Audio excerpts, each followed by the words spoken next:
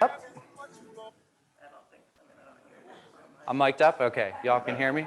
Perfect. Okay, so over the next hour and 45 minutes before the exam, y'all are gonna have an opportunity to get to know me. So I don't wanna tell you too much right now. I'm a size 13.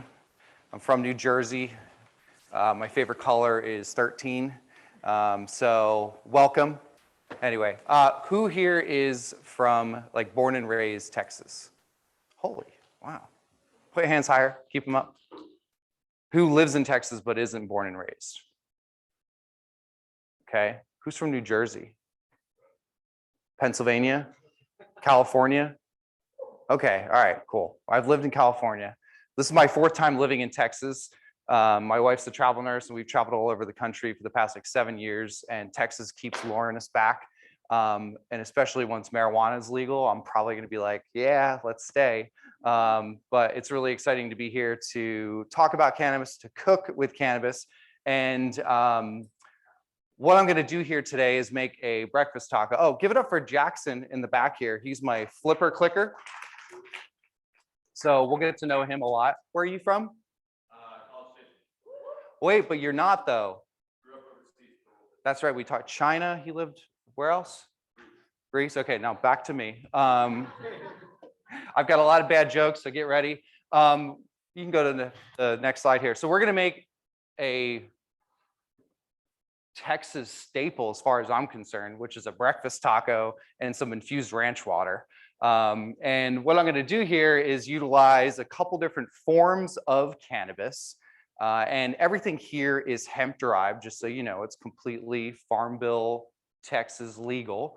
But I'm gonna talk about marijuana. I'm gonna talk about THC because I want people to be educated about it when that button is hit and everything's legal someday soon. So we're gonna do a low and slow scramble. If you like eggs that look and feel like a sponge, I'm gonna change your life for the few of you who get to try it. Well, a couple of people get to try the eggs. We're gonna have a apple pepper slaw, which is like my favorite thing. It goes with so many different types of foods and dishes because of the fact that you've got some sweetness, you've got some acid, you've got different textures. It's really nice. And I'm going to utilize beta caryophyllene, which is one of the top 2 most dominant terpenes that are found in all cannabis, hemp and marijuana. And we've got some isolated terpenes. I'm going to pass some around. We're going to do an avocado crema that's going to have a isolated form of CBD and CBG, which I've already got weighed out here. Okay, this little powder here. And then we're going to make an infused ranch water because it's Texas. I went to a bar, I think it was this past April when we were living in Austin. And I'm like, yeah, I'll have a tequila soda and lime. She goes, a ranch water? I said, no, I'll have a tequila soda and lime. She's like, a ranch water? I said, ma'am, I want a tequila soda. She's like, listen, dude, it's called, and she explained the whole ranch water thing to me. So we're gonna infuse that. So the first thing that we're gonna get started on and what we're gonna be talking about is decarboxylation. Hit it, Jackson. Okay, so who's ever decarbed cannabis? Okay, I know Max has. When you smoke, you're decarbing. You are heating these cannabinoids and you're activating them. You're taking them from one shape of a compound in their acid form and you're converting them into another, and that process is called decarboxylation, okay? If you were to take some raw cannabis flower like I have here from Oak Cliff, which smells amazing, if you were to take this and eat it, there may be like a terrible flavor in your mouth because you're chewing on pungent terpenes and dried plant matter. You could have a little bit of maybe a medicinal effect, but you're never gonna feel high, even if this was 40, 50% some THC marijuana, okay? So that heating process is required whenever you're making an edible, which is why we're talking about it first. Now, decarbing and then doing an infusion with flower, if you prefer that, awesome. I like starting with concentrates instead of flower personally for reasons I'll explain. But what I want to do here today is, since we're going to be talking about terpenes, we're talking about how cannabis affects you through an edible form, I want to decarb some flower in here because it's going to make it smell like weed throughout the entire room, which is going to be awesome. And it's totally legal. And then what we're going to do is take half of this flower and we're going to let you smell it in its raw form and then decarbed. And then we'll talk more about terpenes and why they do not matter at all when it comes to an edible. I just felt someone get upset by that. Okay, so we're gonna dive in, and they do matter from a flavor and aroma perspective, but not from an effects. Who's ever bought an indica edible? Yeah, did it put you to sleep? Probably not. If it did, that's placebo. Max touched base on that. Sativa edible, there's no such thing. Edibles are cannabinoid driven. Now, if you put some caffeine in there or some melatonin, you could have a different spectrum of effects. But when it comes to an edible, you want to think about cannabinoids only for effects, terpenes and other compounds for flavor and aroma. So I have a couple essential tools that I utilize as a cannabis chef. This is a new one that I'm excited about. This is a extra large tea seeper. Say it with me, seeper. Okay, and I was looking at this online. I was like, well, this is going to be awesome because air can get through it. And I use convection or an air fryer for my decarb because you need to make sure that you have heat that is consistent throughout. That's why convection is great and bakers love it because you don't have hot spots or cold spots in your oven. So what we're going to do here is we're just going to put some of this flour into the air fryer here. And I'm going to set it on the bake setting. So it's basically like putting it into a convection oven. And what's great about this is that the little lid goes on. So as all that air is moving around, your flour is not just going to blow everywhere. Okay. So this is new. We're all experiencing this together. Usually I use a metal mesh coffee French press filter over top of flour on a bowl, or I put my flour in a turkey bag because it doesn't prevent anything. The heat penetrates it really easily. So it's great for decarbing. So if you were to Google how to decarb cannabis, you are going to get a bunch of different temperatures and times. And they're going to range anywhere from 180 degrees all the way up to 320 degrees, anywhere from 6 minutes to 3 hours. I mean, I've heard decarb recommendations that are insane. So when I was writing the Cooking with Cannabis course, I spent a lot of time researching decarboxylation. And what I'm doing here is 30 minutes at 270 degrees. So the University of Mississippi, their pharmaceutical division, did a study on decarboxylation. And what they found is that in a perfect world, but this was not under vacuum. So this was just product in a glass vial in an oven, similar to what I've got here. What they found is that at 266 degrees Fahrenheit for 30 minutes, all cannabinoids except for THCA-B, which you'll never have to worry about, or you'll probably never really hear about it, they all decarbed at the best efficiency possible. And so what they look at is temperature and time and these different things is to see what is the most amount of decarboxylation efficiency with the least amount of loss, okay? So when you're heating these cannabinoids, even when you're smoking them or vaporizing them, that heat is actually degrading and destroying some of these cannabinoids. So there is always loss through evaporation, degradation, or what happens is some of these cannabinoids convert into other cannabinoids, like THC can, in some cases, convert into CBN, which is cannabinol, which is a mildly intoxicating cannabinoid. And you can also convert CBD into it, which is the hemp industry is doing. But it doesn't always happen, okay? What also can happen is that THC can decompose or degrade into unknown compounds that HPLC machines don't know what to test for. So there's always loss. So I went on this, witch hunt trying to figure out what is the best temperature and time for any type of decarb of flour or concentrates that's simple that you can do at home so that you can make an infusion and not have to worry about getting a lab test to, necessarily know what your efficacy is going to be, the efficiency of it. So take photos of this. This is right from the course. If you feel free, any of these slides, take photos of. I've got recipes I'm going to share. And then in the world of flour, after you decarb it, you would then do the infusion. Okay, don't put it into your oil or your alcohol or anything first because it will minimize the decarb efficiency. Okay, and it minimizes the extraction efficiency as well because the acid cannabinoids evidently are harder to extract from the trichomes, which you all heard Max talk about, than they would when they're decarbed. Okay, so After you do your decarb, you would then add your desired amount of oil, and you would then preheat your oil to 212 degrees Fahrenheit, infuse that for 40 minutes. And essential tools, this is a nylon muslin bag or brewer's bag. There's a bunch of different names for it. 200 micron nylon bag. You can buy them on Amazon for next to nothing.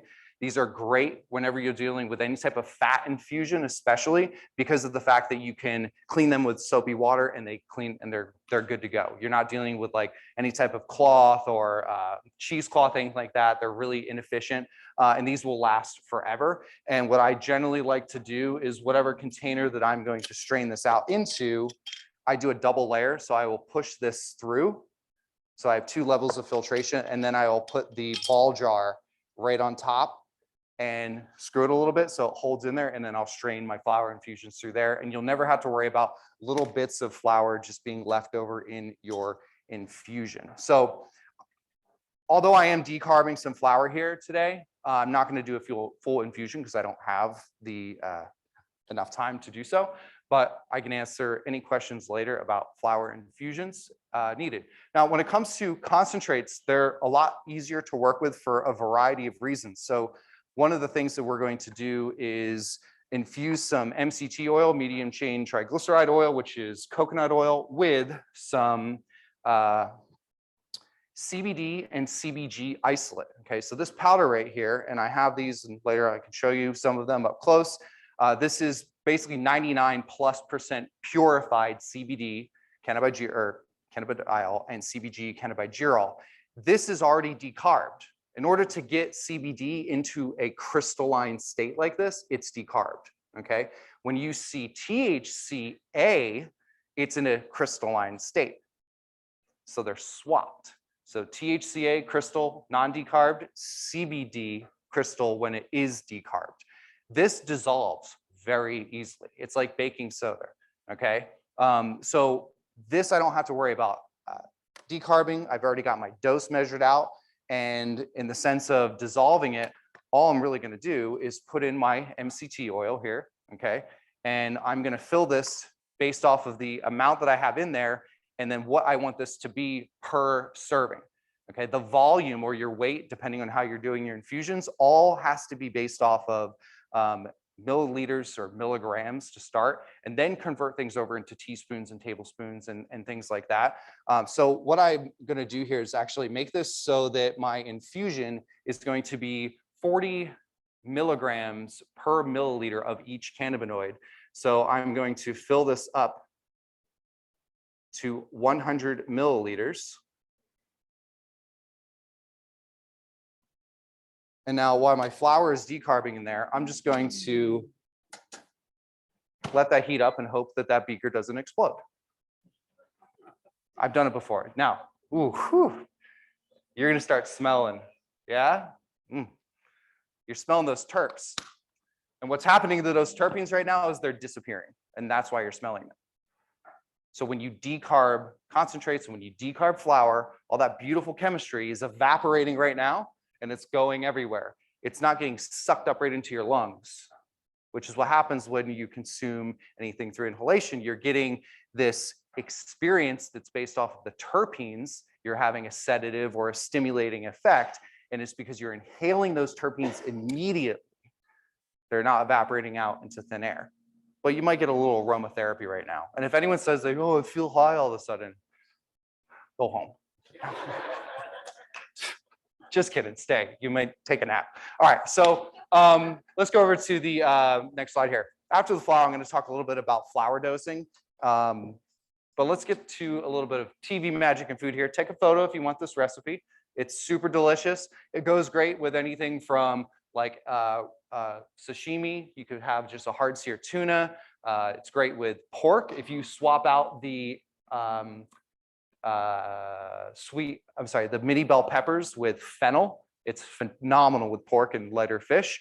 But this is also great with eggs, barbecue, brisket. It's phenomenal. So what we're gonna do here is, so I'm gonna talk a lot about cannabis, but I'm gonna give you like a couple little cooking tips throughout as well. You know, so what I have here are some 2 different apples. I have a Gala apple and a Granny Smith apple.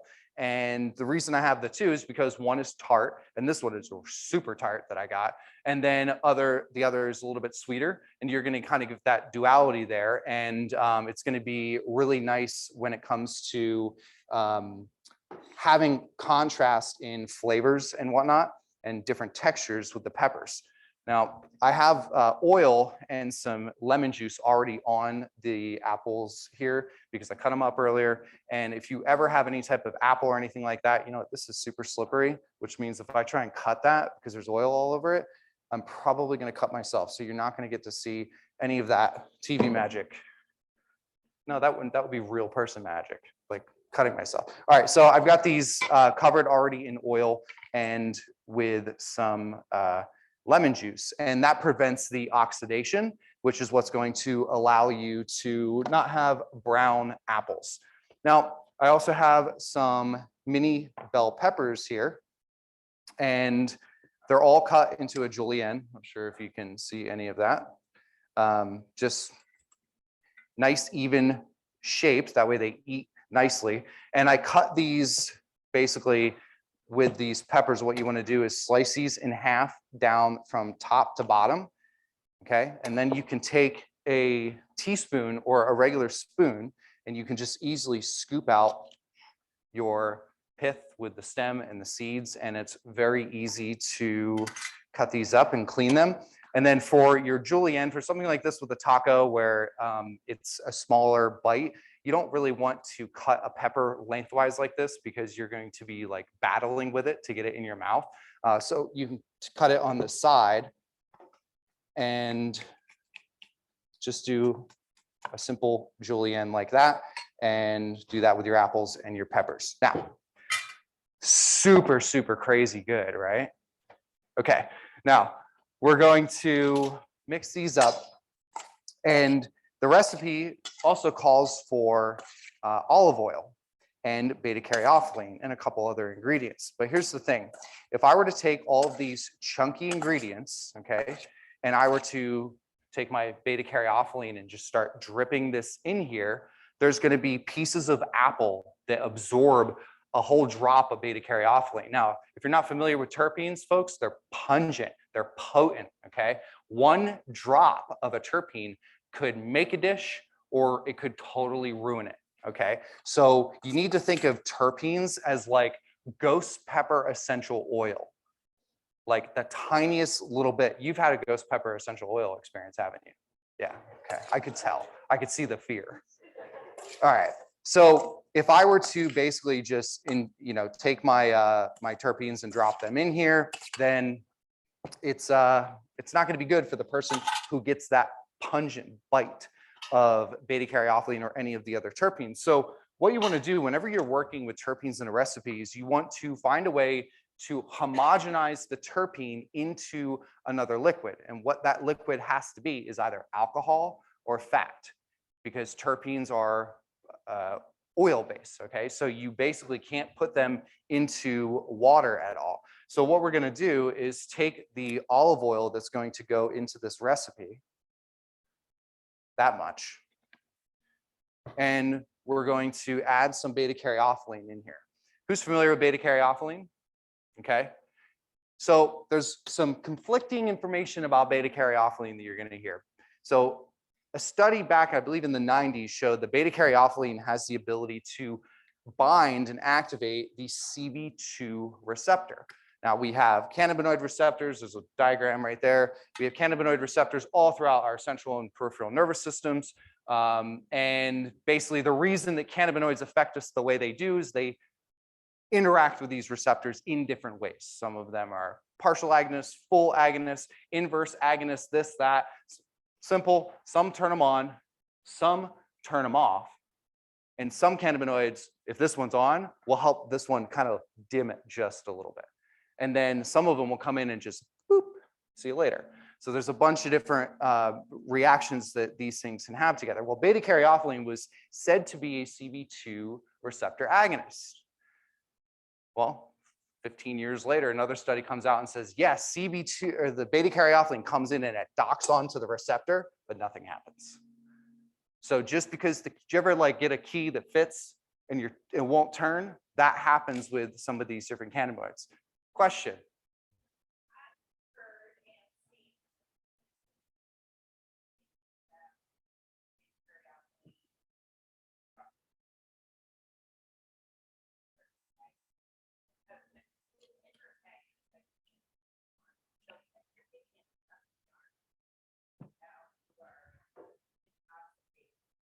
I haven't seen that data, but I would love to see it. But we're talking about CB2 right now. And if it is an inverse agonist to THC at the CB1 receptor, it could potentially act as a way to mitigate the effects of THC at CB1. But a lot of people say the same thing, that CBD does the same thing, but all the clinical data actually shows that the only way for CBD to minimize the effects of THC for some people, generally women with lower tolerances, you have to have CBD at the same time or before the THC, not after. But everyone says if you're too high, take some CBD and you'll be good to go. It's all in your head. All right, let's get back to beta. So great question. I'm gonna, if you have a question pop up, if it's something where I'm gonna talk about a topic a little later on, I will say, hey, shut up, I'm gonna get to that, okay? All right, so beta-caryophyllene is one of those terpenes that you can use a little bit more abundantly compared to, say, citral. And I have some up here, and I want some of you, when I'm done, to smell the differences here. I'm used to this recipe. I'm very familiar with it. So generally speaking, I like to put about 10 to 15 drops, somewhere around 12 there, of beta-caryophyllene. And what I'm doing is I'm putting it into this oil because it immediately homogenizes and gets all the way through. So now this licorice type of peppery aroma that beta-caryophyllene has, I'm able to put into the oil, and then I can drizzle this oil throughout. Now the oil is the carrier for the beta-caryophyllene. And as all of these individual pieces of product end up touching that oil, now it's being kind of dispersed evenly, okay? Now, I believe in there I put on there oil, okay, just regular oil. So, or no, I said a quarter cup of infused extra virgin olive oil, okay. Who would infuse this with THC? Wrong.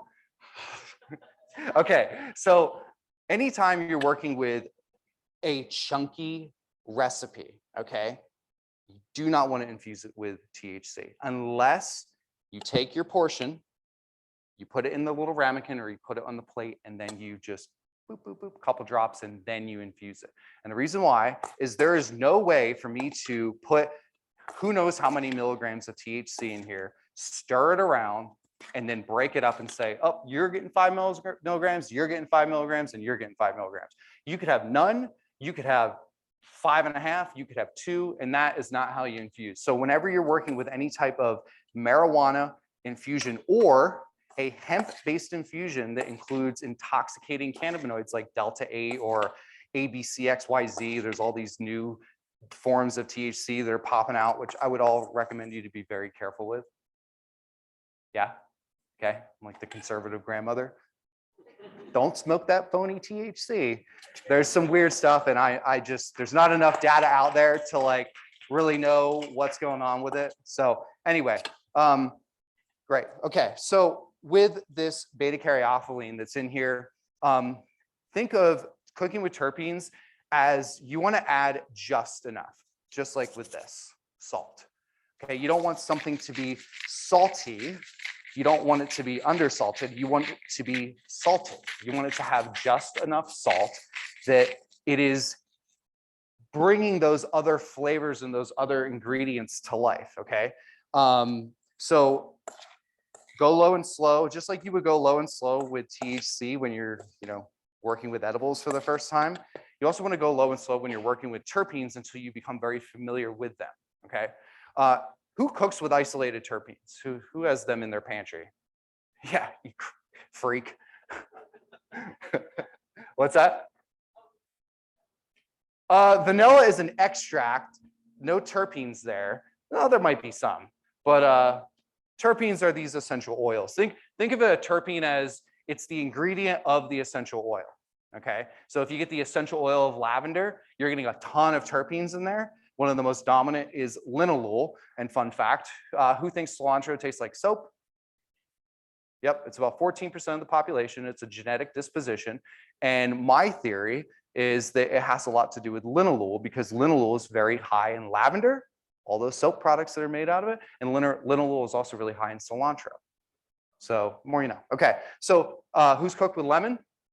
Okay, you're terpene experts. Okay, because there's a shit ton of terpenes in here. Okay, the most abundant would be limonene, which is the second most abundant terpene that is found in nature. It's in all citrus. It's just a matter of what other terpenes are going to be accompanying it. For example, linalool, I mentioned earlier, is higher in lime than it is lemon. Okay, terpinolene is higher in pinene, or higher in this than it is blood orange. So it's just the ratio of these different terpenes that are changing the flavor and the chemical profile of these plants, how we smell them, and how we taste them. Now, I like to cook with isolated terpenes because of the fact that they are super pungent. A little goes a long way, and you can kind of dance around with changing the aroma of a dish without changing flavor. You can change the flavor of a dish sometimes without changing the aroma, or you can totally ruin a dish. There's not really a fine line when it comes to, no, there is a, how's the expression go? Don't mess up, let's say that, okay? Don't use too many terpenes, okay? I'm my biggest fan when it comes to my jokes, just so you know, if you haven't noticed already. Okay, so we've got this slaw, and there's going to be a very mild terpene flavor in there from the beta-caryophyllene, but you're also getting terpenes that are just naturally present in these other ingredients. And so as a cannabis chef, when I cook with terpenes, and well, first of all, I don't cook with terpenes. I add terpenes to dishes after they're cooked, okay? Because the heat is destroying those terpenes, all right? They're evaporating out, they're super volatile, and there will be some remaining, but it's not going to give you the aroma that you would normally get. I mean, take a lemon and throw it in the oven. It doesn't smell like the lemon that you started with, okay? So think of terpenes as another ingredient in your pantry. It's that simple. It's another ingredient. You can cook with it or add it to things that are cooked, all right? And have fun with them. One of the coolest things I've noticed about adding terpenes to recipes is they have the ability to not only change the flavor and the aroma, like I mentioned, but they can change the mouthfeel of food. Beta-caryophyllene, at the right amount, will give you this like cooling type of sensation without feeling like menthol. It's really, really interesting. So, okay, let's look at our infusion here. We got 13 minutes left on the decarb of the flour, but I want to show you, without burning myself here, our other infusion. So this is our MCT oil with CBD and CBG. I didn't even shake it. It just dissolves. It's like tissue paper. It's lighter than that. So this is all good to go. I'm basically just going to let this cool off. Set this over here. When working with concentrates, what's nice is that you just basically dissolve them and you're good to go. Now, if you have raw concentrate that needs to be decarbed, follow that same decarb. Did everyone get a, okay, go back a slide. Folks, get your phones out. I want you to take a photo of this and photo of the next slide. Just keep your phones out, okay?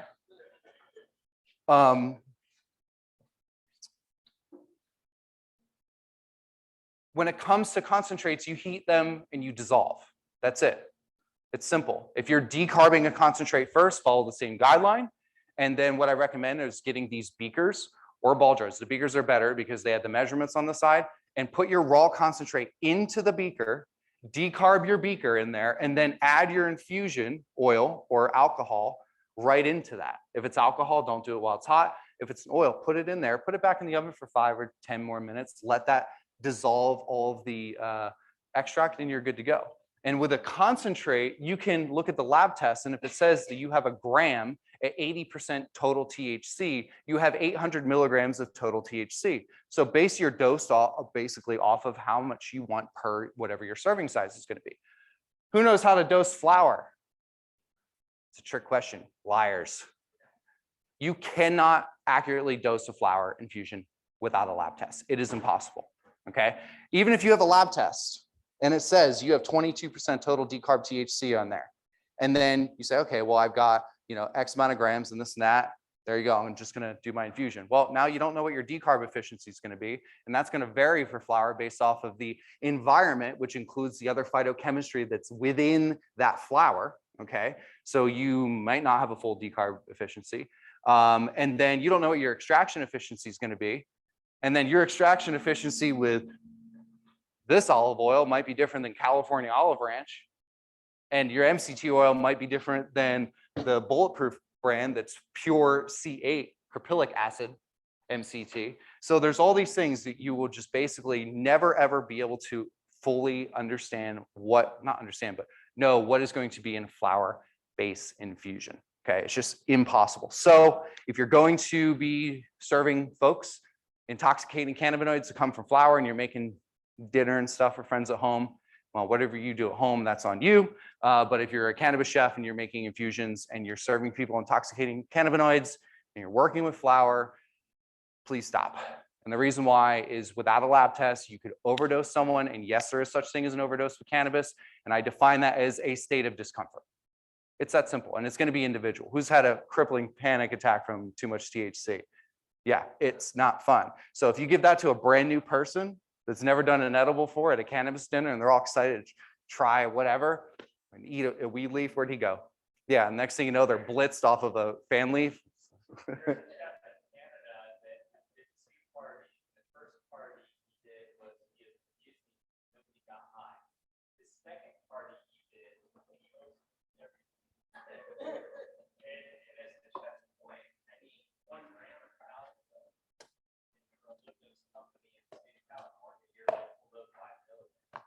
Yeah.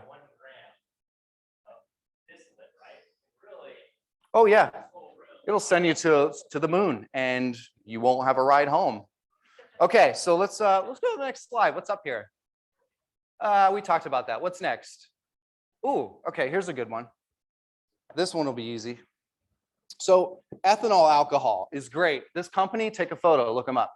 That's who I use. I don't get money for you going to there. It's just what I recommend. This you can get in Texas though, which is awesome. This is 190 proof Everclear. Yeehaw. Fuck yeah. Yeah. Yeah, it depends on where you live. But hey, if they ship it to you, take it. This is the cannabis industry. Sure, we've done worse than get ethanol in the freaking mail. Okay. So who's got the time? How much longer do I have to talk? Well, what's good is no one's here till 2 o'clock. So, all right, perfect. All right, so this is hemp wax that is tea-free. That's what they say. So it's broad spectrum hemp wax. There's 2 grams in here, okay? And this was given to me today. And I was gonna decarb some concentrates, but this is already decarbed. And in order to have tea-free, you have to decarb it because it has to go through distillation to separate it all out. So what I'm gonna do here is carefully, because I really don't wanna get ethanol, almost ethanol. Well, it is ethanol. Actually, I'm gonna put some gloves on. If you get this on your skin, it can absorb rapidly. So you know. Are you guys science dorks or something? Yeah, because you're jiving with a lot of the chemistry stuff. Yeah, have you ever gotten ethanol on you? I'm a dork too, so I'm not insulting you here. Mildly insulting? Oh, you were saying it's ethanol. Okay, so this can absorb through your skin and not go through first pass metabolism and can actually be kind of harmful. So,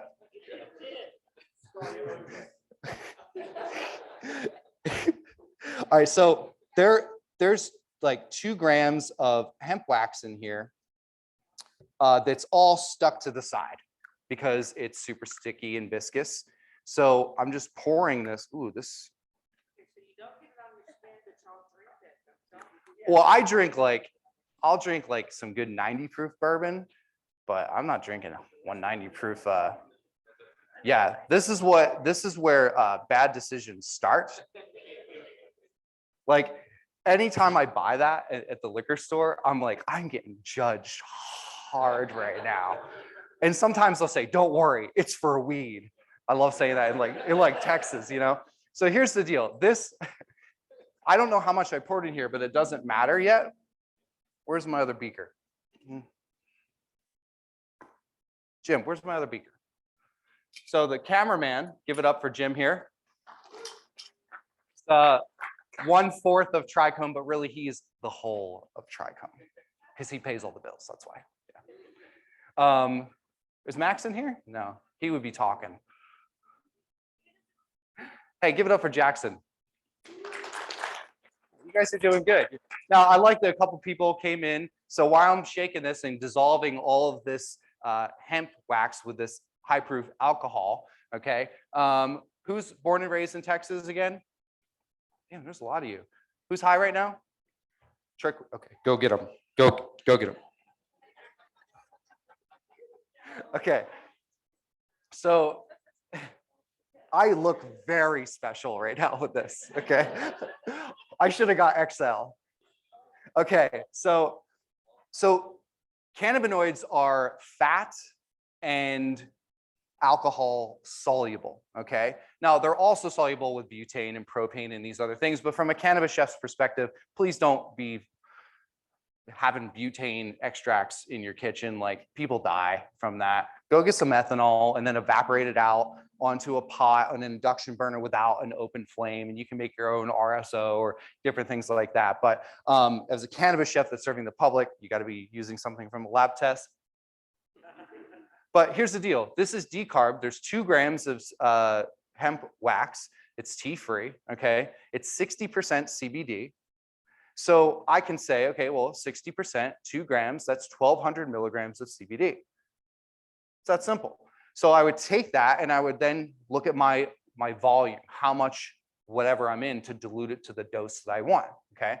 So in this case, I believe each of these, yeah, we got a little 100 milliliter, perfect. So I don't know, this has been what, a couple minutes of me flopping around here. Jeez, I should have done a couple push-ups beforehand. So just this quickly, that clear ethanol. Wow, it didn't pull any of it out.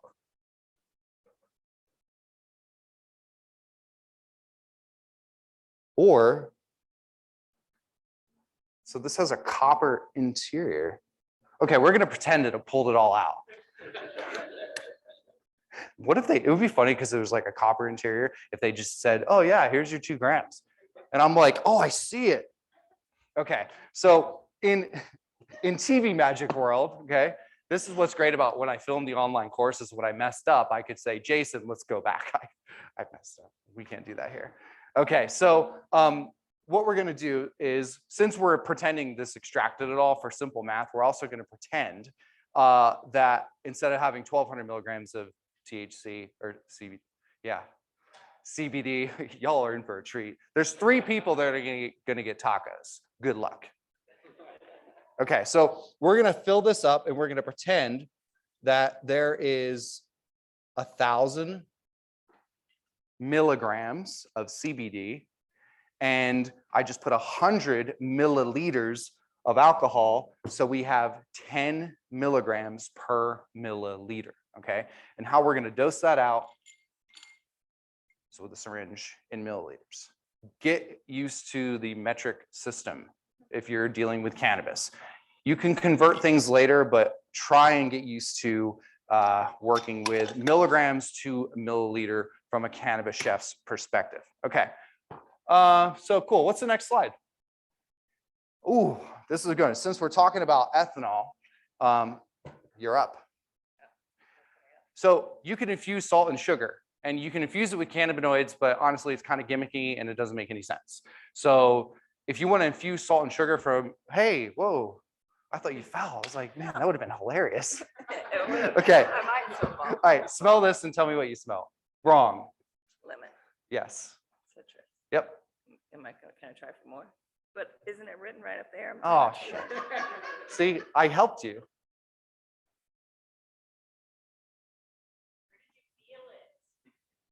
Rind?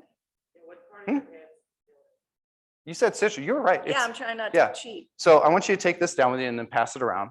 This is infused limonene into margarita salt. Okay. And all you do is take your margarita salt. You're going to then take your ethanol and your limonene. You know how I talked about like proper homogeneity?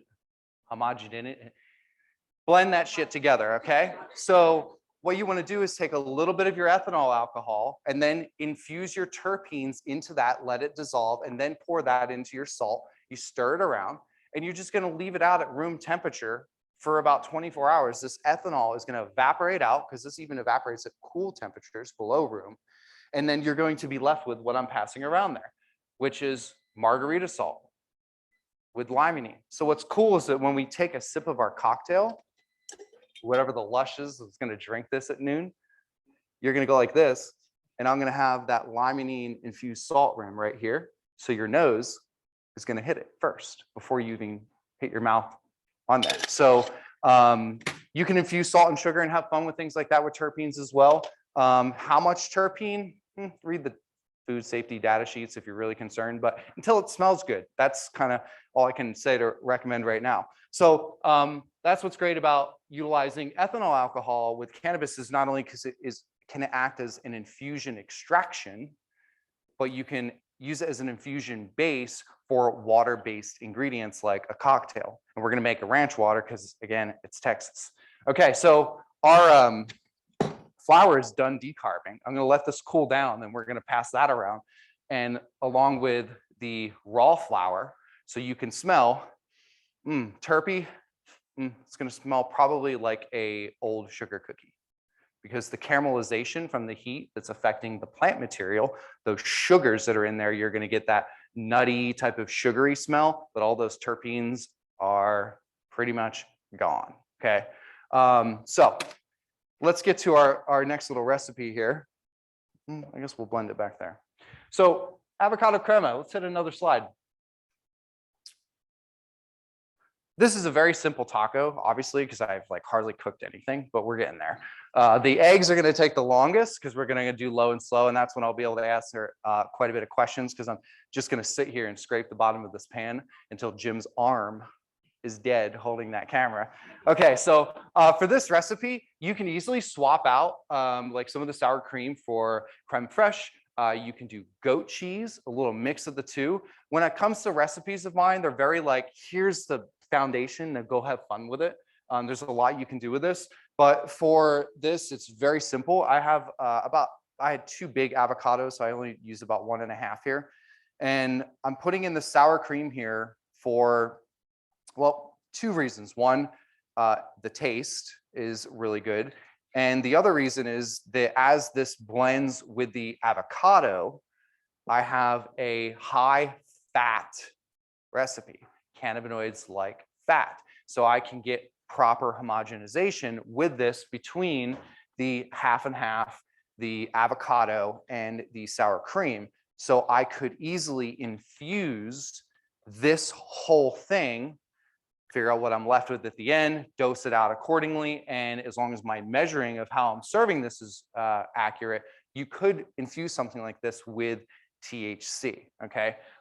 There's 2 different ways that you could also go about infusing this, which was what I just explained. And the other one is basically taking your pipette, taking your infusion, taking your taco,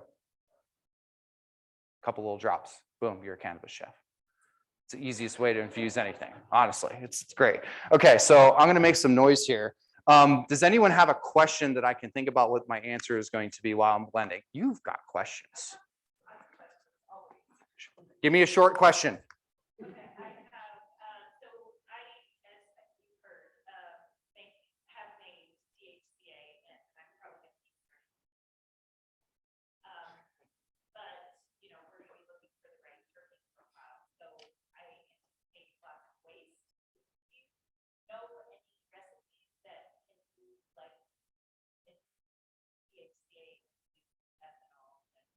Yeah, don't. Because THCA can decarb on its own at room temperature and even at cold temperatures. So if you have someone who's like, oh, I don't want to get high at all, and you give them THCA and then it decarb, or it even decarbs as they're digesting it, then they could be up for a rude awakening. It is the only cannabinoid that I say to never cook with or to serve in an infused dining experience.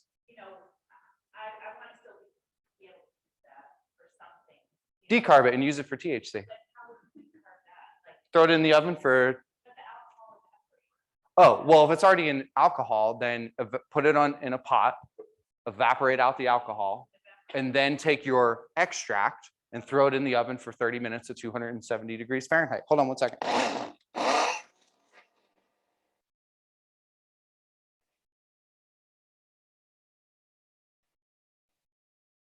Okay, so with this, I have on there half and half as needed. Last time I did this was at the ACF National Convention, and I did a goat cheese crema. When I opened this up, it exploded all over me and everything else, and I'm in front of like a bunch of like chefs from all over the world. So I laughed at myself and cracked a dirty joke or something, and everyone laughed, and we moved on.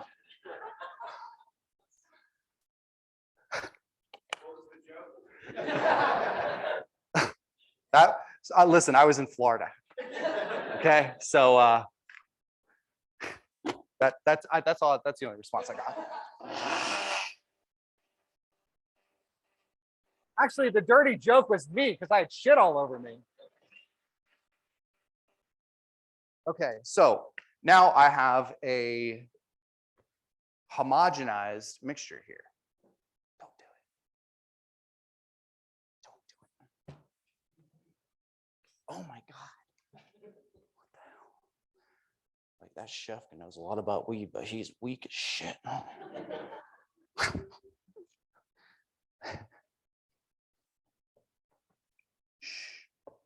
Okay.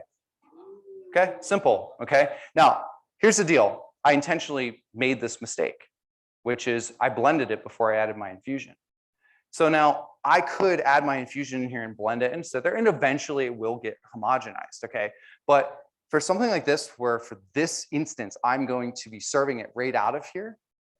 If I put my dose in there and infuse it, it's not going to be homogenized because there's going to be stuff stuck on here, all along the side, everything. So with something like this, what you want to do is if you're going to blend it and it's going to be all the way through, you want to make sure that you add your infusion in the beginning so it has the opportunity to get blended with everything. Then you're going to take it out of your bowl and you're going to put it into, or your blender, put it into another bowl, and you're going to whisk the crap out of it to ensure that it is properly homogenized. Okay. Now, this might seem like whatever. It's hemp. Honestly, have as much as you want. Okay, CBD, you can have thousands of milligrams. In fact, you need a lot of CBD for it to be effective without a couple milligrams of THC. There's plenty of data on this. But if you have a true full spectrum hemp product that has 1 to 3 milligrams of THC per serving, then you don't need as much CBD. Okay, it depends on the company and the ratio and how they go about doing it. But with a recipe like this, we're going to take this infusion and we're going to do, describe in the cooking course, there's this spectrum of cannabis chefs from the purist to the doser. The purist is like, put weed in everything, it should taste like terps. Like it just, there's like, I love the fried fan leaf. That's fun, it's gimmicky, it's like people love it. He does that too. But like when you bite into like a pasta Alfredo and all you can taste is this, your pot brownie should taste like a brownie that just so happens to have weed in it. It's food first. You're like, okay, so as a cannabis chef, it should be Chef Cannabis because you should know more about the cannabis than being a chef. But in the sense of the experience of the diner, it's all about the food. The high comes a while later, so your food better be damn good. You know, now your third or fourth course could suck. Okay, that's like what's great about being a cannabis chef. Now you save your mess ups for the end. Okay, so what do you guys think? Do you want me to infuse this now, or do you want me to just do a couple of droplets on there? All right, infuse it now. Okay, so that might thin it out a little bit. You know, we're gonna put droplets. Thanks for helping me make up my own mind. All right, so I'm not salting this very intentionally. Okay, I want acid and avocado. There's going to be salt in the eggs. There's salt in here. I've got bacon as a little garnish. I've got some cheese, and there's going to be salt throughout this dish. But that sometimes, as much as I love salt, I literally eat salt crystals in the morning because I love it, and the electrolytes and all that crap. But sometimes you just need to like let the ingredients taste like they should. And that's kind of my big philosophy. Like generally when I cook, it's salt, pepper, and acid. And then I add vinegar and citrus and things like that too. That was a psychedelic joke and Max left. Where'd he go? Jeez, he would have loved that. You guys, that was like Comedy Central fail videos, you know? Okay, all right, so hey, what's my next slide? Okay, eggs. Who likes scrambled eggs? Who likes scrambled eggs that look and feel like a sponge? Who doesn't know anything different than that? Easy with your phone there, and you're gonna get a taco. Yeah, I've picked you. I picked you. Something about your face I don't like, so I'm gonna. Okay, let's get started on the last component of this super complex dish. So scrambled eggs, it was the first thing I ever cooked when I was like 3 years old. And my mom, great cook, but what made her scrambled eggs so good was all the cheese that she threw on it, American cheese specifically. It was great. And then went to culinary school, and you know, they don't really teach you scrambled eggs. You do a French omelet for 3 hours straight, which sucks. But this was overlooked. And then one day I felt like just being treated like a piece of crap. So I was watching Gordon Ramsay videos and came across this low and slow kind of scramble recipe that he does. And I've slightly modified it. So I'm not going on the heat, off the heat, on the heat, off the heat like he does.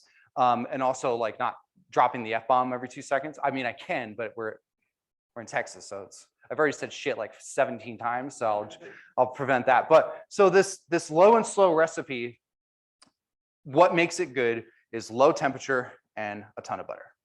Okay, just like everything. Yes, thank you. Now, this is like a half a stick of butter to a dozen eggs or 10 eggs or something like that. And I already have these eggs. They're just lightly beaten. And I do like to leave my eggs out at room temperature for a while before I cook them, if I can. Sometimes it's like, you don't think of it. I leave my steaks out all day. Like my room temperature steaks, when I put my probe in, are 70 degrees. People yell at me for that, but you haven't had my steaks. And if you're worried about bacteria, you'll get over it. Okay, so I have my cast iron here, or you want to use a stainless steel. Do not use a nonstick pan for this method of egg cookery. And the reason why is that the nonstick is nonstick. What you want with this style of cooking with these eggs is you want the bottom of the pan to develop this layer of egg that's not burnt. It just gets this layer of egg that sticks.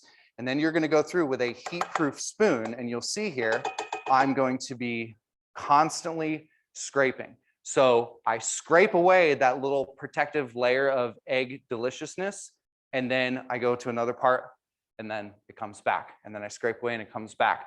And what this does is when I get to this, I'll pull this up. You'll see right here on the spoon, this little like, it almost looks like cheese curd. And it's like this egg curd. So you're creating all these tiny little morsels of egg that are just coated in butter completely. And at the end, these are going to look shiny and wet. They're going to look like they're undercooked to some of you, but they're not. They're hit well over 155 degrees Fahrenheit, and they're cooked through. But with all that butter and that low and slow and that emulsification that's happening with the raw egg and the butter as it's going through, you end up with this like beautiful custardy type of mouthfeel. Now, it's not super firm, okay? So like for a bagel that's hard, if you put this on a bagel and you bite into it, it's probably just going to shoot out. But for like a taco, it works. It works for as like just a topping toast. It's really good, or just eat it plain. And I have a secret weapon. Someone has to remind me to put it in to my eggs that will change your lives. Okay, which I'll tell you later because you have to put it in later. So my butter is pretty much melted here. Oh, so much butter. And then what's going to happen here is all that butter in that pan is going to cool down because I'm adding a colder product to here. And now it's basically kind of like a waiting game until I start seeing this first layer. And I'm using an induction burner here. And I have it at number 2 out of 10. and I'm gonna leave it here, but you'll probably see me kind of go up and down. And whenever I start to see a lot of steam, easy there, Tiger. Oh boy, you and her. Whenever I start to see a lot of steam start to come up, that's how I know I need to either pull off the heat or put my temperature down a bit because it's getting a little bit too warm. Where are y'all going? You wanted a taco? Down. Listen, I'm a little bit ornery, okay, if you haven't noticed. So like, I like to call people out like this guy's face, I don't know. Okay, so for the next couple of minutes, it could be like 10 minutes, I'm gonna be sitting here.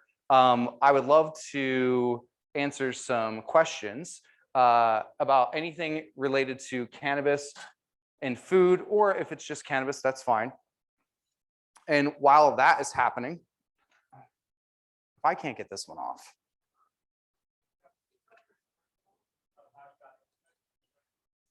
I can do that. Okay. I love it. This is one of my favorite parts because how different. Okay, so I want you to first smell the Oak Hill, stinky hemp, really, really nice smokable hemp flower, mind you. And then I want you to smell our activated CBD flower. What did I say? Oak Cliff. I said Oak Hill. Why did I say Oak Hill? Where did I live that there was an Oak Hill? Oak Cliff. Thank you for that. Much respect to these guys. They're a Texas brand. They're doing a great job. And that's that. Okay, so what's my story? Usually people tell their intros in the beginning, but I'll do it now. Okay, so my story is I'm a classically trained chef. I went to the Art Institute of Pittsburgh. And while I was in school, I created an apprenticeship with a chef on the Olympic culinary team who has since been certified as a master chef. I trained in competitive cooking. I loved it. It was great. The reason I focused a lot on that is because my back is crooked in every which direction.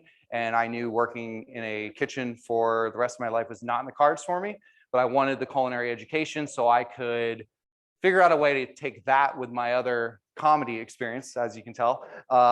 And I have like a sales background and different things. And I just wanted to find a way to be with food, you know? So I ended up moving to California, got there on a Friday, got my med card on Monday, and started cooking with it immediately and started having this incredible benefits. And I was on YouTube watching all these videos and I come across Mr. Ginger right there. Max Montrose talking to Damian Marley about sniffing weed and how I can feel it in his face and all that. You guys heard it. And I was like, this is a crock of shit. And then I kept digging, then I kept digging, and I kept digging. I was like, there's something to, and without even just watching this YouTube video, I was taking flower from the dispensary and I'm smelling it. I'm like, it was weird. So I signed up for Max's interpreting course, which used to be in person. It's now we have that course online. By the way, see this little tiny like curdle? They can get even smaller if you have a stainless steel pan because it sticks even more. That's what you're looking for. So I took his course and I loved it and I ran with it. And then a couple months later, I won the first ever High Times Top Cannabis Chef competition. And then I had a cannabis title that was made up. And it was great. But I studied in competitive cooking. So I showed up and all these folks were doing dabs and this and that. And I'm like memorizing the pantry. And because it was mystery style cuisine, they pulled some. And anyway, so I won. It was cool. So it kind of gave me a foot in the door into the industry. So for those of you who are, I know there's some students here, even people who are looking for a career change. People are like, how do I get into the industry? I don't know. Just do something.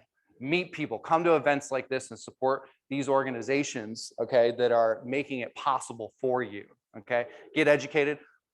We have courses. There's other courses out there. I don't care. Don't pay for any courses. Go on, YouTube's tough. Read medical studies, okay? Educate yourself. Just get yourself out there because you never know when you're going to stumble across something on YouTube that's going to inspire you, or someone's going to tag you. Someone from Boston is going to tag you in a post about a High Times competition. You're going to apply for it and then end up winning. You just never know.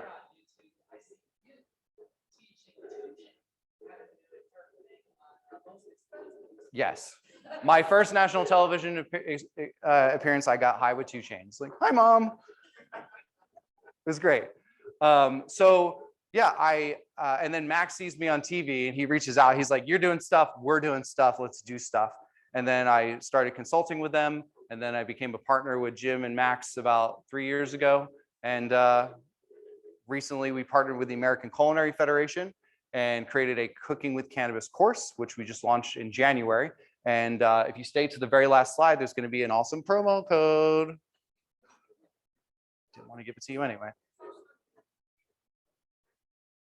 Yes. Yep. So we're giving away an interpreting course and a cooking course in the silent auction. But enough about me. Thank you for asking, though. At least you know who you're looking at.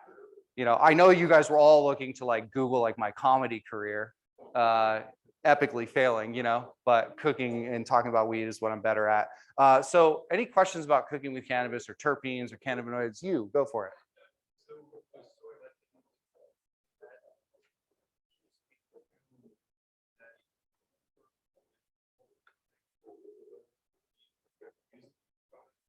So there's always the person that's got to ask the question I don't have the right answer for. No. So the research that I've done on soy lecithin is that it is an emulsifying agent when you have compounds together that don't like to emulsify. So oil and water. Okay. So if you are using butter as your infusion base and you want it to turn back into butter, then you can use the lecithin because it'll rehomogenize the 15 to 20% water in whey that's there with the butter fat. Okay, so it'll help stabilize it. If you make a salad dressing that's infused or a chimichurri that's infused, it's got some vinegar and oil in there, you can put some lecithin in there to help stabilize that emulsion and that homogenization. I've heard that if you add lecithin to an extraction, like an oil extraction with flour, that the lecithin will actually help pull more out. I haven't seen data to back that. And I tried a infusion sample with a sunflower lecithin in there, and it completely broke. All the lecithin was separated in the oil. And when I talked to the lab, he was like, this is weird. I don't know why it did it. It doesn't make any sense. And it was just an everyday lecithin. And it's what I found, like people say to do on YouTube, which is why I tested it. You know, so I think if you have a water and oil-based ingredient that you're doing your infusion with, you want to make sure that it's properly homogenized. You could even add like lecithin to something like this, okay, if you really wanted to. But I don't use it. And part of the reason I don't use it is I don't do flour-based infusions. I do mainly concentrate-based infusions because of the fact that I can look at a lab test and I can decarb it or just dissolve it and I can know what my dose is going to be, unlike I'll never know with flour. Okay, so see that sticking to the spoon? That's what you're looking for. It's good. I'm telling you, it's going to be a mouth party. And 3 of you are getting a taco, and a couple others, you're going to get a taco because you guessed limonene wrong. And then 1 other lucky person is going to get a taco with the 3,000 milligrams of THC that are in here. Okay, so questions?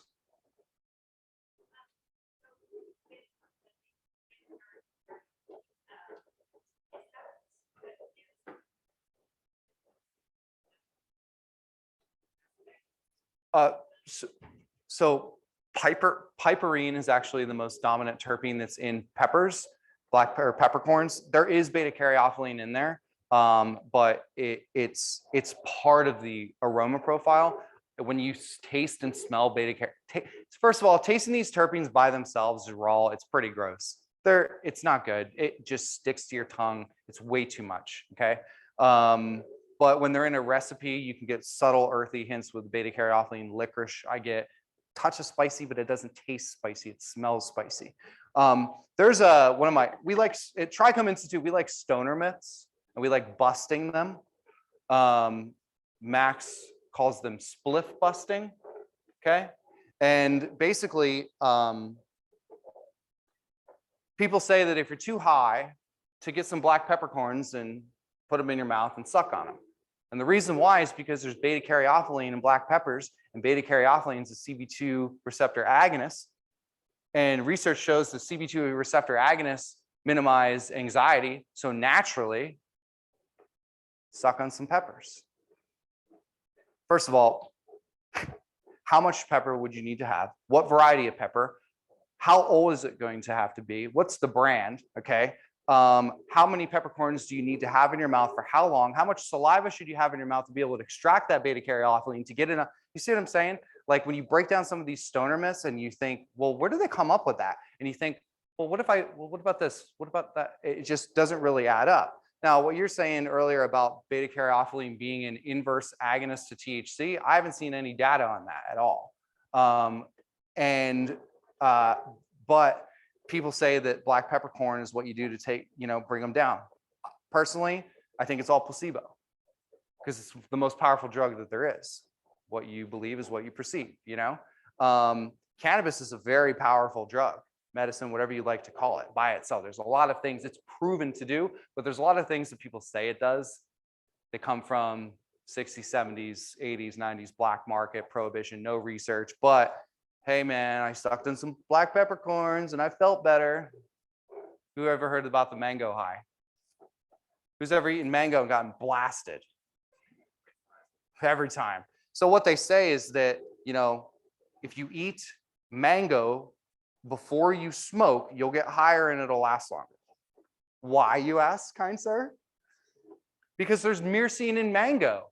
And myrcene opens up the blood-brain barrier and allows in more THC, man. Okay, so fascinated by this. I went to the clinical data, found nothing on myrcene opening up the blood-brain barrier. And then there was actually a study that came out in 2020 and 21 that showed that myrcene doesn't do anything at the CB receptor to THC. And as Ethan Russo explained, THC is lipophilic, which means it is fat-loving, meaning that it can cross the blood-brain barrier by itself. It doesn't need help from anything. And if myrcene magically opened up the door, the blood-brain barrier that protects you from getting all these toxins in your brain would allow a bunch of other things in. So why would you want to eat mango? And then I looked at the chemical constituents of the most common mango varieties and found that some of them have no myrcene and some of them have hardly any, or some have a moderate amount. So then I was like, well, how much myrcene would you have to get? How many mangoes would you have to eat? Well, someone on Instagram told me that you have to eat 3 mangoes in order for this to be effective. And I said, science. So if you get high from eating too much mango, it's probably a sugar high if you just ate 3 or 4 mangoes. Or again, it's all in your head. So there's a lot of cool things in life that we believe. Here's something I found fascinating. I'm car shopping, and we had a 4Runner, loved it. And we got a Jeep because my wife and I were traveling around in a motorhome for 1.5 years. So we flat tow it. Well, we just sold the motorhome. Thank God. Tell you, if you want to talk motorhomes after this, I've got some stories. Okay. Okay. So I went real quick. I want you to see this. See how shiny this is and kind of loose. Okay. It's almost done. And I'm going to turn this off before it's even finished because there's so much heat stuck in this pan and in these eggs, it's going to continue that carryover cooking. And also a lot of that sheen that you're seeing is all that delicious butter. So you can see this is probably taking about 10 minutes for me to get to this. So I'm actually going to turn that off now. So we're looking to go back to another 4Runner because it'll fit our dogs better in the back. And it's so much more comfortable to drive. Since 2 weeks ago, we said we're going to get rid of the Jeep and go back to a 4Runner. You know how many freaking 4Runners I see? Everywhere. When I'm driving with my wife, I go, 4Runner, 4Runner, 4Runner. There's no more 4Runners. There's no less. I'm just aware of it. So I'm seeing it. So what's fascinating about cannabis is there's definitely placebo happening from a medicinal standpoint for people because of the amount of belief that this community has in the plant and the amount that they preach about all the amazing benefits. And it's fascinating. And if it's working for people, at the end of the day, I really don't care if it's placebo because I don't want people to suffer. I want them to feel good. But what's going to be really exciting about the future of cannabis and the future of Texas A&M and other universities and y'all out here that are promoting this is as we legalize cannabis, we will finally get to be able to say, and I believe it's a question, something similar that you asked earlier, we'll be able to say, this many milligrams of this cannabinoid with this many milligrams of this cannabinoid based off of a 3-tier clinical trial placebo control, blah, blah, blah, fancy words, will be effective for 95% of people with this disease state. If the plants are all grown the same. No, because they're going to use isolated compounds. That's drug therapy.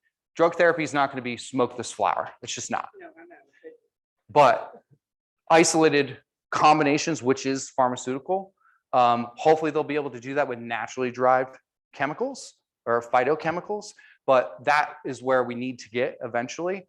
And then for all the people that want natural remedies, but they need that specific proven dose, take the isolated blends. And for everyone else who just wants to feel good and smoke some weed. So there's going to be a spectrum of benefits. And regardless of how it does help people, it's going to help people. So let me get to building tacos here. What's my next slide? Next one. Ooh, we can, oh no, get rid of that. Yeah, yes. Okay, so I think we got everything we need. What's my time like? Oh, thank you. Okay, let's see here. We're gonna build a taco. I already gave 2 out. And then we're gonna have a quiz a little bit later. And we're gonna figure out who's gonna get the next one. And then for those of you who wanna taste some of the eggs, you can come up. So salt with the eggs, add at the end. I don't know, I might not give you the taco now. All right, salt at the end, okay? Salt breaks down the strength of the protein in the egg white, okay? So don't salt in the beginning because it'll be runnier longer. You wanna keep this firm to where it should be for this style of cooking, and then add your salt at the end. And then I told you there's a secret ingredient. I already used it once. You put lemon zest in your eggs. It is amazing, especially for a super creamy, rich, and fatty egg recipe like this style of cooking. This will be amazing. Okay. And if you don't think it's amazing, well, I'm just not going to give you a taco. Okay.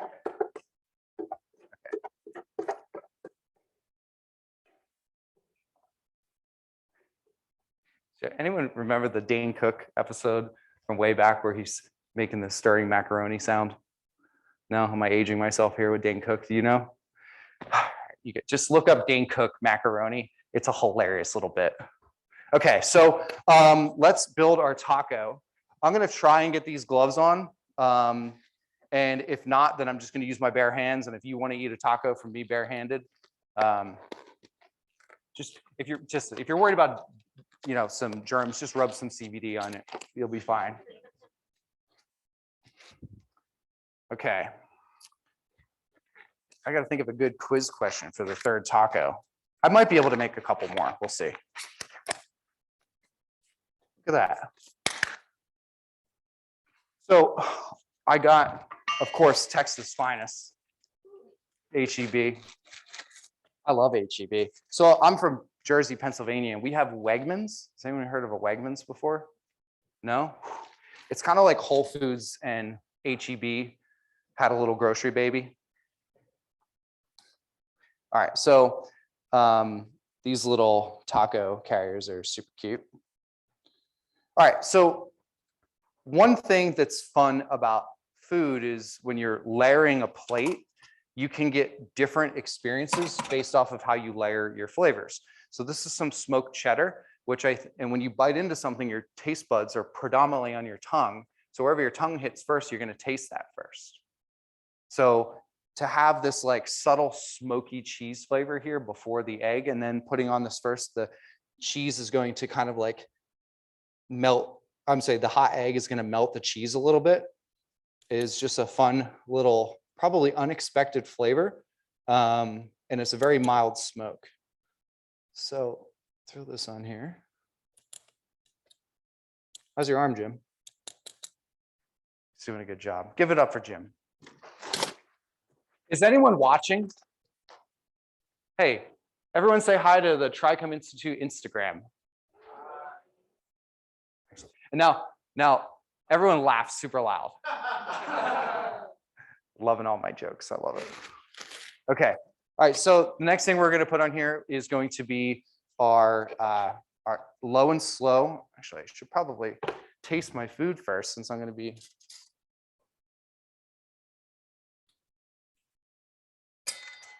That'll do. What's that? My demo's almost over. And the good thing about an edible is it takes approximately 45 to 120 minutes for it to kick in.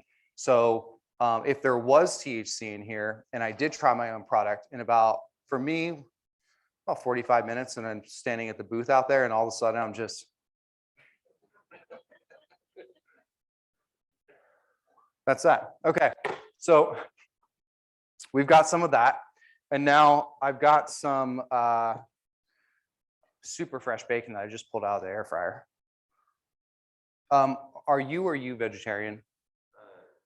Oh, ooh, I like your face now. I always find someone to pick on whenever I do a demo. I live stream on Twitch, and I even single people out on Twitch through chat, and I just make fun of them the whole time. And it makes me feel better about myself. Yeah. Okay.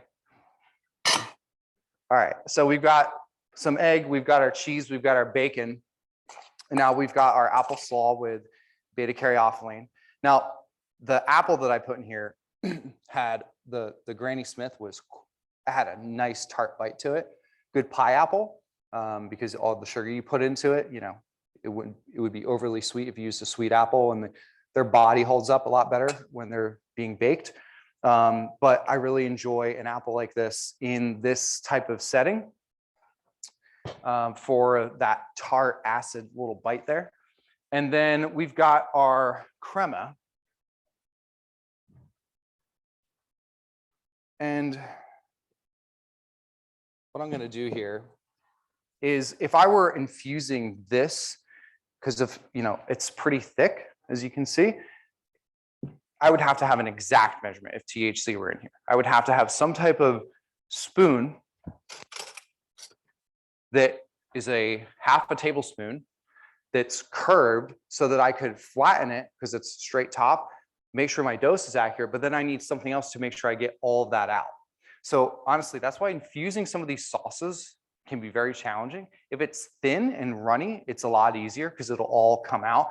But in an instance like this, it's really not.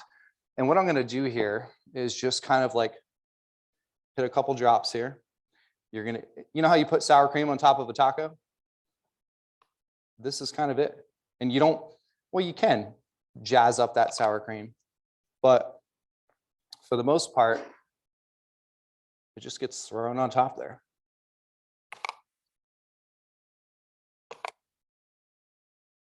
I'm thinking of a good, okay, question for you, y'all, yins. Anyone Pittsburgh, Pennsylvania, yins? No? Weirdos, okay. So y'all say y'all, people in the like North Central say like yous guys. In Pittsburgh, within a 100-mile radius, they say yins. How yins doing? It's the weirdest thing. I went to culinary school there. I hated it. And then I moved and I was like, how yins doing? I loved it after that. And then I came to Texas. Okay, so we're gonna put some linalool leaves, okay, on here. Cilantro. Who was paying attention earlier? Okay, okay. Who knows, first hand I see pop up, what is the recommended temperature and time for decarboning cannabis? Wrong. 4? You got to say it both. Someone's got to. What? Yes. You get a taco. What's that? Trade me a gummy. Well, I have some more stuff. Listen, I will make more tacos. I wasn't sure when the next person was in here. No one's in here until like 2 o'clock, I think. Who's got the time? I'm sure I'm over. Oh, okay, we're good. And if someone comes in here and yells at me, I'll just give them a taco. So I will try and make a couple extra here. But we're not done yet, folks. We've got to add our infusion. Oh, and we got to make our ranch water. Okay, so we got that. Cilantro, good to go. And now I dosed this so that it was 80 milligrams per milliliter, 40 and 40. So 40 CBD and 40 CBG, both non-intoxicating cannabinoids, okay? Do you mind having some of that on your taco? You good? You good? I know you're good, Jesus. Okay, so look, These little syringes, Amazon, super cheap. Okay, we have a blog. If you blog.trichomeinstitute.com, I have the essentials of equipment of a cannabis chef. It's also in the online course. I have everything hyperlinked. You can get the things you need for $100 total, including scales and different things, so that you can properly dose things. Now look, that's a milliliter. Okay, ready? This is the art of a cannabis chef.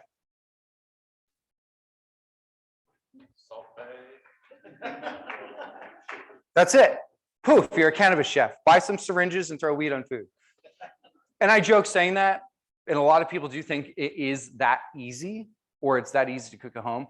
But a lot of big words came out of my mouth today, and a lot more could.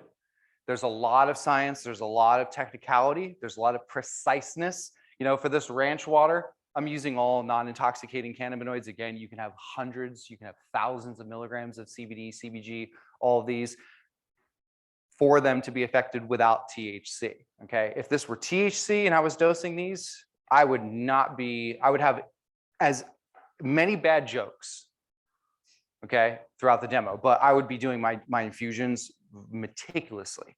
So whenever you decide, if you want to cook with cannabis in a public setting or even private, there's a lot of under the radar things, yeah. You got to make sure that you're dosing accurately, because the experience that you provide a guest reflects me.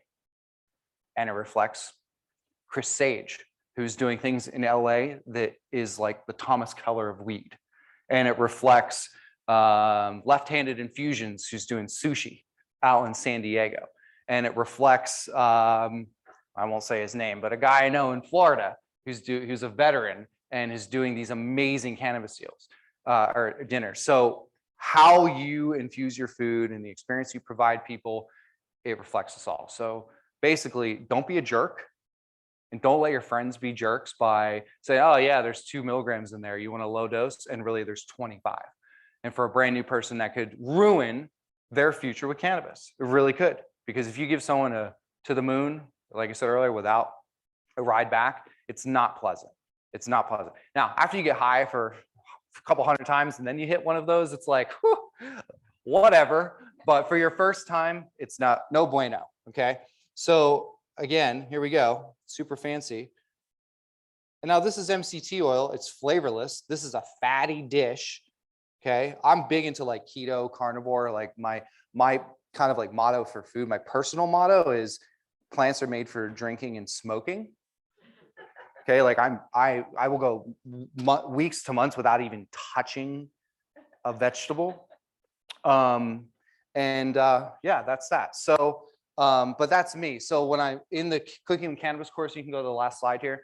The Cooking with Cannabis course is 6 hours long of video content. I have a keep going. Keep going. You're good. We'll get back to the ranch water here in a second. The Cooking with Cannabis course is 6 hours of listening to this. There's less bad jokes, but it's 6 hours of video content. There's about 2 or so hours of supplemental reading.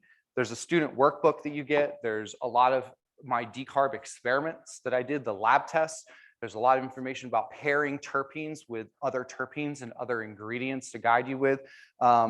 It is the most advanced class that we have in the sense of the technicality of it.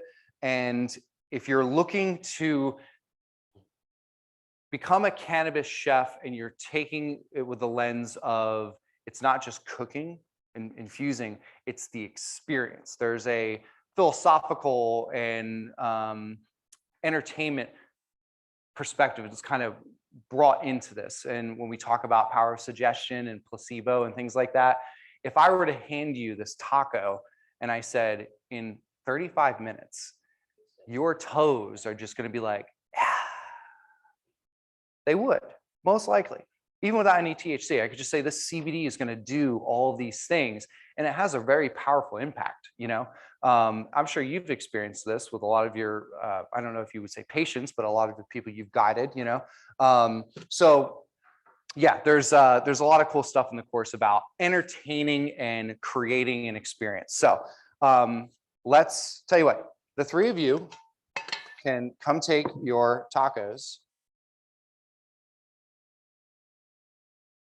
And I'm going to make this ranch water, and then we'll get to know who like I said earlier, the lush in the room is, because there's going to be a double shot of tequila in there. Is that basically how they make cannabis drinks? So there's a variety of, some are using alcohol-based infusion. Some of them are doing like nano emulsification with the cannabis drinks. And some of them could be done really good, but I can tell you this, pharmaceutical companies have a really hard time keeping their nano infusions emulsified properly because they break. I figured it had to be a lot of chemical change, and you're likely to change the structure of THC.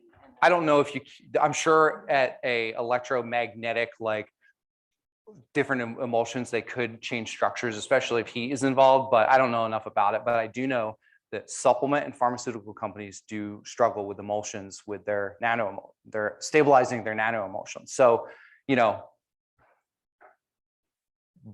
Bob's Popsy Cola, nano emulsion.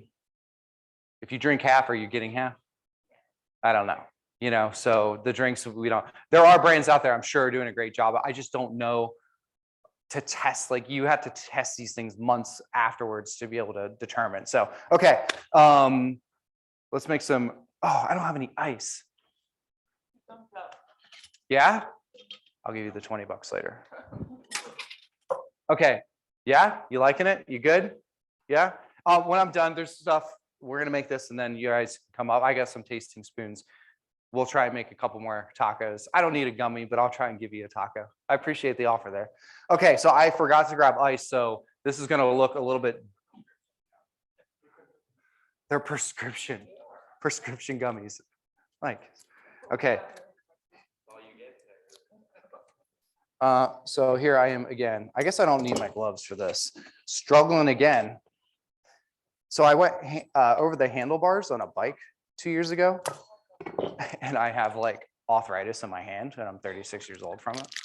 Yeah, it's a lot of fun. So if any of you were making fun of me when I was struggling opening that, now I hope you feel terrible.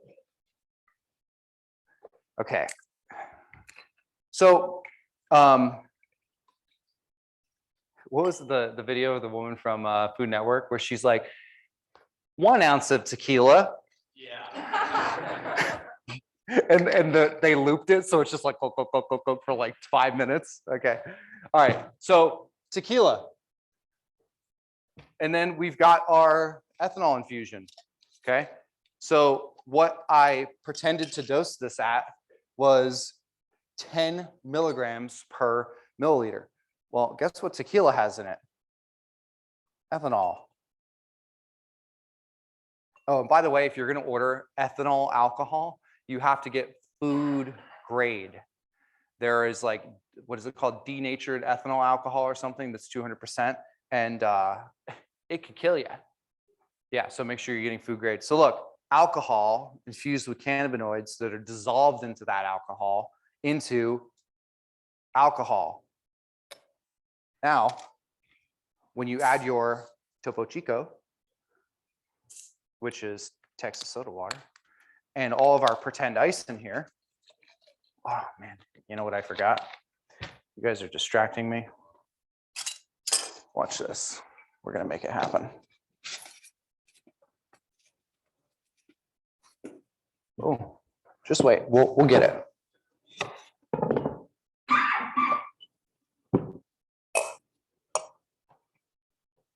Ooh, it's coming out. Oh, Jim. But what we can do is make another one. So with this, I'm going to only put the salt on one side because I don't want it to be too crazy. Okay, but as you hit this, I smell that lemon. I smell the citrus. It's beautiful.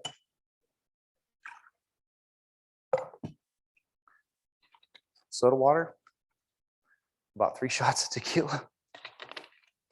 and ice.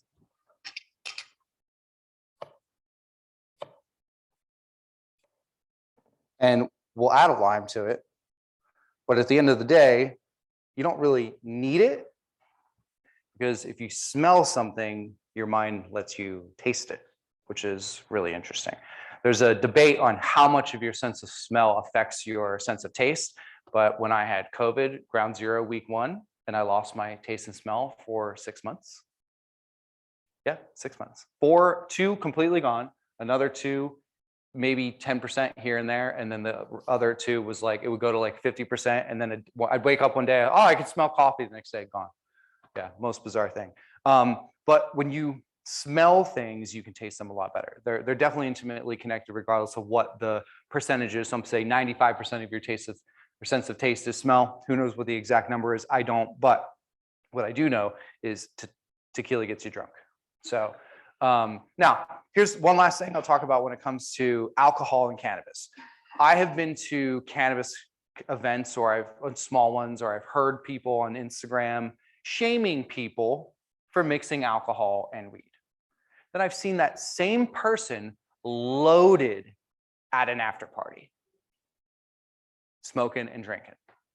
So they have this thing where they're like saying that don't infuse alcohol with cannabis, but it's okay to have one in this hand and one in that hand. It just doesn't make sense. So listen, people like getting jazzed up, okay? People are going to eat cannabis, smoke cannabis, and drink alcohol at the same time.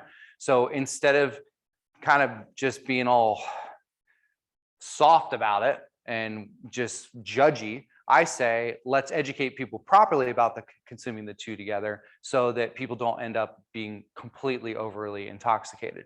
So when it comes to an alcoholic infusion that has THC, if you're doing an event, you have to look at total THC. Doesn't matter how it's coming into their body, you have to look at total THC. So if in your event, you're going to start them off, which, by the way, if you're doing infused dinner, hit them with THC first. Don't wait till a couple courses in. There's no point. By the time they get the Uber ride home, then it'll kick in. Hit them with it all at once. Then if you want to feature other cannabinoids, CBD, things like that, go from there. Or if you're going to microdose THC throughout, that's fine, but make sure you start them with it early on, okay? So if you're going to start your event with an infused cocktail, give them 1 or 2, 2.5 milligrams of THC. That's it. For the first course, what would you say is probably like a good dose, not for starters, but for people that are experienced, what would you say would be good for? So let me finish up on the alcohol, and then I'll talk about that. After you give them an infused cocktail, if you're going to give them a second infused cocktail and it's going to have THC in it, that's fine. If you're considering total THC throughout the entire event, you could do an event with all infused cocktails and not a single thing in the food. You'd be totally fine, as long as you know what your total THC is.